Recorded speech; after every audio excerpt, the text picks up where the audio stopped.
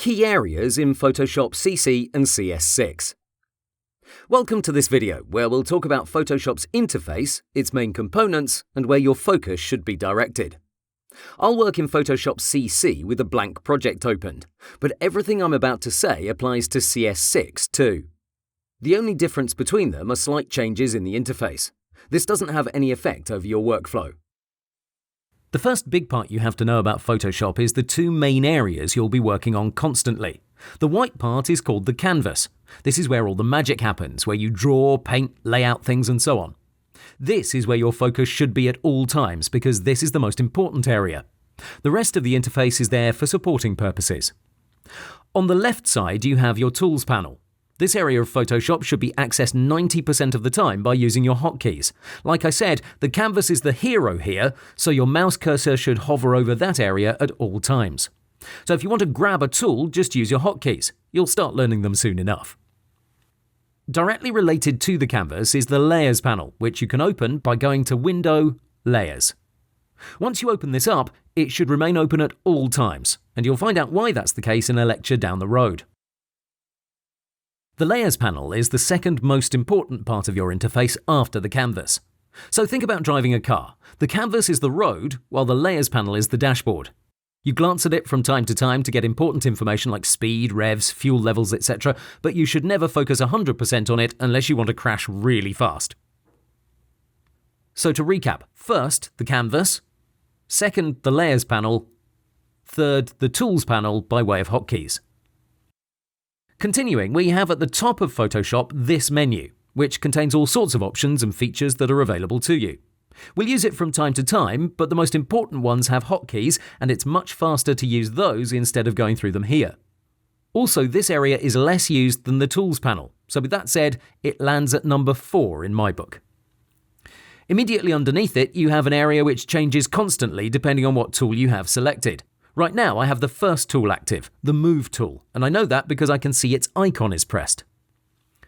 If I click on Other Tools, notice how this area changes. Basically, this is your information zone where you can see and modify the settings for each tool. This is fairly important, but it really depends on the type of work you're doing. Having that in mind, I won't be ranking it because its usefulness varies a lot. Going back to the canvas, remember we made a new document? This is set up in a tab. If we repeat the process, so Ctrl-N, you'll see a second tab has appeared at the top. This is called Untitled 2 because we didn't choose a different name for it. To browse between tabs, you can use Control-Tab. That's the most efficient way. Remember, the goal is to keep your cursor around the canvas area.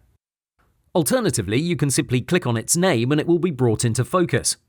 Let's check out the naming structure. It's Untitled 1 at 100%. This means the project has no name, untitled meaning no title, and we're looking at it without being zoomed in or out. So we're at 100% zoom level. Easy enough.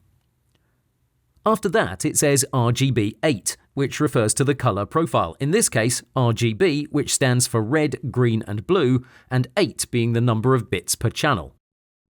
Now notice something. If I do anything inside the project, say I draw a shape, the name changes.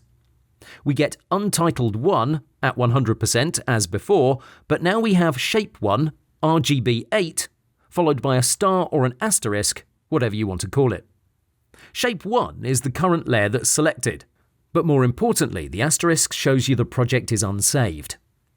This is very useful when working because from time to time you need to save your progress. The reasons for that are obvious, so if you see this symbol, that means the document is not saved and it's a nice reminder. That doesn't mean you have to make it go away. Any change whatsoever will make the asterisk appear again, but its role is to get you to notice the state of the project. More about saving your work a bit later on. Moving on, Photoshop works with panels. If you go to Window at the top, you'll see you have a ton of them. Remember we opened up the Layers panel that way? This seems a bit overwhelming, but please keep in mind that you don't have to work with all of them. Depending on the type of work you're doing in Photoshop, you'll probably use only a few of them. One thing before we go is that all I described so far, the interface, has a name. It's called the workspace.